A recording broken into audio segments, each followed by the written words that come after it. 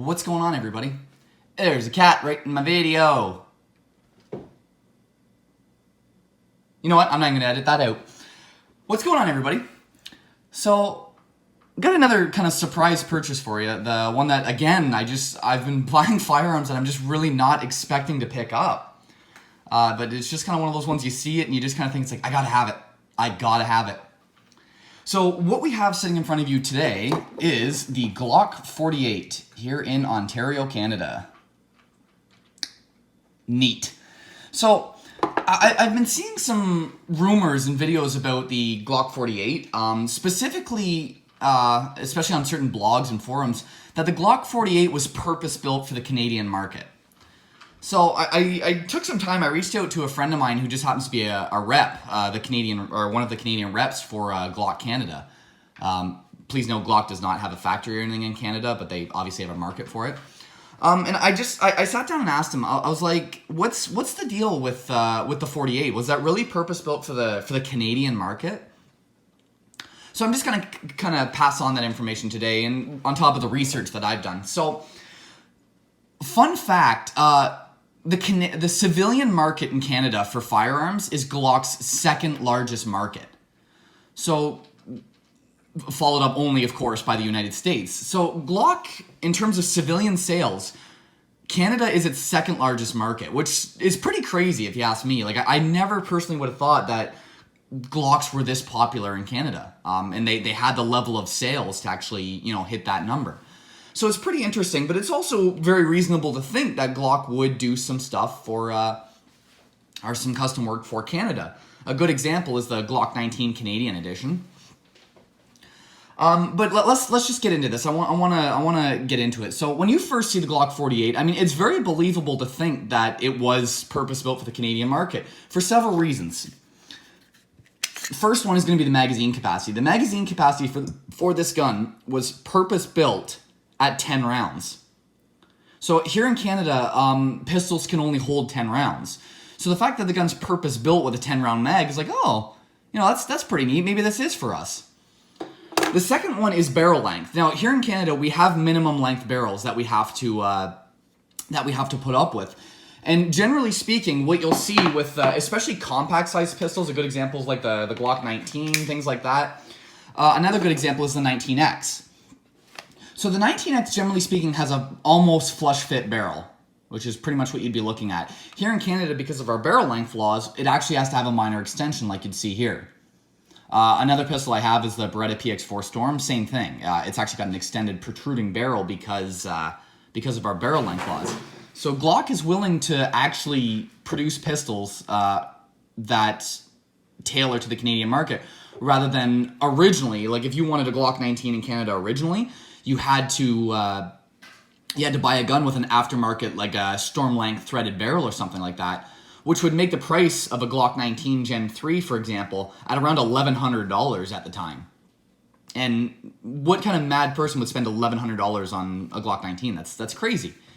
So Glock really stepped up and basically produced factory barrels at the spec and length that we need to help us keep the price down and really expand the market in Canada, which is kind of nice. Now, back to the 48. Now, the 48, I'm sorry to break people's hearts here, was not purpose-built for the Canadian market. And the easiest tell for that is as soon as you grab it. As soon as you put your hands on this pistol, it immediately tells you that this was built as a concealed carry gun. Now, the guy that I was talking to gave me a couple talking points. He says, while the Canadian market definitely was an influencer for this pistol, more specifically the barrel length. The barrel length was actually one of the primary features of the Canadian market, keeping it so that you don't have that protruding barrel. That was definitely one of the deciding features of the 48. The magazine capacity, however, was not. The magazine capacity, while again Canada did influence that, the magazine capacity was built also for banned states, so specific states in the U.S. where you're only allowed to have 10 rounds in a pistol. So that's what the pistol was built for, is Glock gave customers what they wanted, which was a single stack 9mm. So those of you who are saying, oh, Glock's not giving us what we want, Glock's not giving us what we want, they kind of are. They kind of are, especially you guys in the U.S. market who are looking for a concealed carry gun. Glock has given you a single stack 9mm. It's kind of what everybody wanted. Now, if you look at the 43X and the 48, I mean, you have your single stack 9, but you still have enough where you can actually get a grip on the gun. Now, I was kind of joking around, just trying to see if I could conceal this personally, and someone my size, now I'm 5'11", 150 pounds, I'm not a big guy, and even I can actually conceal this gun pretty good. Now, that being said, we don't have concealed carry laws here in the States, I'm not in the States, I'm in Canada. Here in Canada, we don't have concealed carry laws. You cannot legally conceal carry this gun. So, that being said, I mean, if someone my size can conceal it, I mean, someone who's a little bit bigger could conceal this gun very easily. You can tell just by its size. Like if I take my 19X here.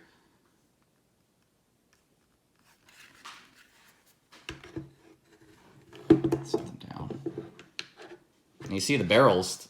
Actually, you know what? Why not field strip it?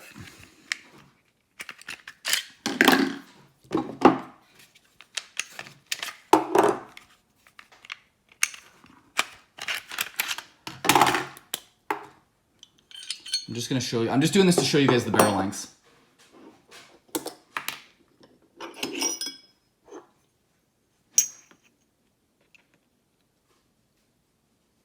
So you can see they're damn near the exact same length. Kind of goes to show you. So while the 48 was influenced by the Canadian market, it was not purpose-built for it. I know, I'm sorry to break people's hearts here, but that's just the way it is. While Canada's market is big, is big for Glocks, it's nowhere near as big as what it is in the States, especially for compacts and subcompacts. That's just kind of the way it is, unfortunately. Come on.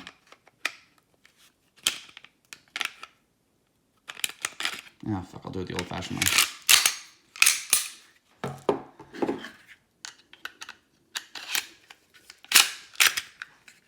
Now, I haven't fired this 48 yet. This is actually brand new to me. A couple of the other features and ways that you can tell this is built as a concealed carry gun is the texturing on the grip. Now, while many say it is the Gen 5 texturing, I'm going to tell you right now it is not. It is nowhere near as pronounced as the texturing on something like a Gen 5 or a Gen 4. So yeah, right now, you can already see how much more it sticks out. It honestly, it feels very smooth. Like when you grab your hand onto it, you can't feel the texturing. It feels very smooth, which is what you want for a concealed carry gun. You don't want this gun rubbing against you. It's going to rub a hole right in your hip or in your appendix, wherever it is that you carry.